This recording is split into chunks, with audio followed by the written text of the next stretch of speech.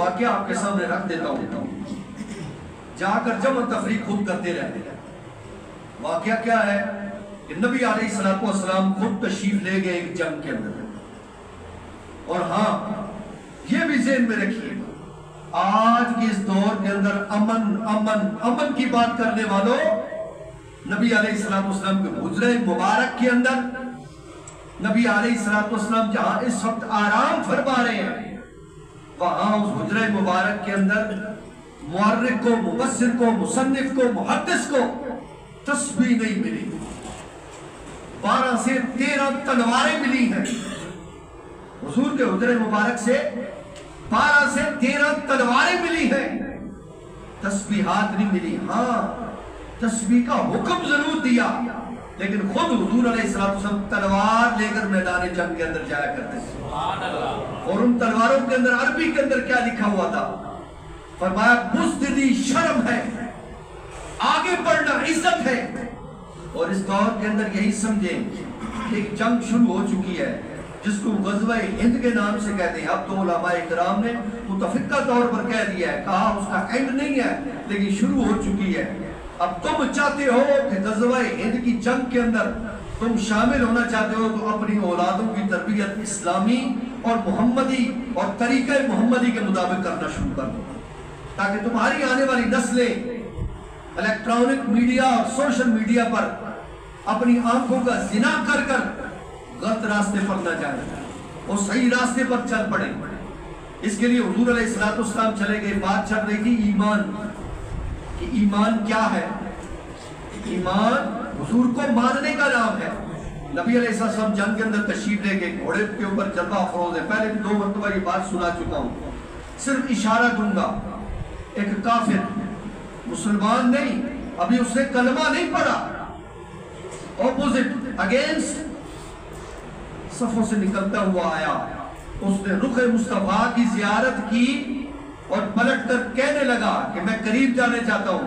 वो अफसर ने कहा कि आगे नहीं जा सकते, हमें क्या पता, तुम नेजा मार दो, तलवार मार दो। कहा कि इस चेहरे को देखकर फिदा हो गया हूँ, बात करना चाहता हूँ। इस चेहरे को देखकर फिदा हो गया हूँ, मरने को जी चाह रहा है, लेकिन मुझे करीब होकर सिर्फ 2 बातें करनी है। कहा ठीक है। हुजूर ने फरमाया आने दो। करीब आया, घोड़े पर बैठा हुआ है और वहां ही बैठ कर कहता है, ऐ मोहम्मद सल्लल्लाहु अलैहि वसल्लम, अगर मैं कलमा पढ़ लूं तो मुझे जन्नत की जमानत देते हो? क्या कह रहा है काफिर? अभी कलमा नहीं पढ़ा और कह रहा है कि ऐ मोहम्मद सल्लल्लाहु अलैहि वसल्लम, अगर मैं कलमा पढ़ लूं तो मुझे जन्नत की जमानत देते हो? हुजूर ने फरमाया कलमा पढ़ना तेरा काम है, जन्नत तुझे दिलाना मुझ मोहम्मद रसूलुल्लाह। इससे पता ये चला, यहाँ नकात छोड़ जाता है, लेकिन एक ही नुक्ता, उस वक्त के काफिर भी जानते थे, गैर मुस्लिम भी जानते थे कि मोहम्मद जिस चीज की गारंटी दे दे वो फिर पक्की हो जाती है। अब इसी असना के अंदर हुजूर अलैहिस्सलाम के कहने पर हुजूर ने फरमाया पढ़ ला इलाहा इल्लल्लाह मुहम्मदुर रसूलुल्लाह। पढ़ने के बाद उसके दिल के अंदर ख्याल आया कि या रसूल अल्लाह, अब मैं आपकी तरफ से लड़ना चाहता हूँ। घोड़े से नीचे उतरना ही चाह रहा था कि घोड़े की सीट से पांव फिसल गया और गर्दन के बाद नीचे आया और मनका टूट गया और वहां ही वो अल्लाह को प्यारा हो गया। नबी अलैहिस्सलाम ने ऐलान फरमाया, और लोगों, ऐ सहाबा, ऐ मुजाहिदीन, अगर किसी ने अहले जन्नत में से किसी जन्नती को देखना हो तो उसे देखना।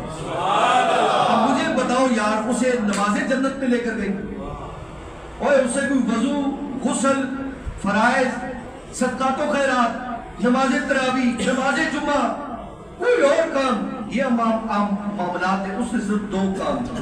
एक, हुजूर के चेहरे की जियारत की, हुजूर को माना, फिर कलमा पढ़ लिया। ये 2 अमल के अलावा कोई और अमल नहीं। यार इख्तियार मुस्तफा अलैहिस्सलाम को देखो कि एक लम्हे के अंदर कोई अमल नहीं किया, लेकिन हुजूर ने उसको जन्नती कह दिया। इससे पता चला कि नबी अलैहिस्सलाम का इख्तियार क्या है, ये हमें समझना होगा। अब समझ आया ईमान क्या है? हुजूर को मानने का नाम। और जिसने हुजूर को नहीं माना उसने जिंदगी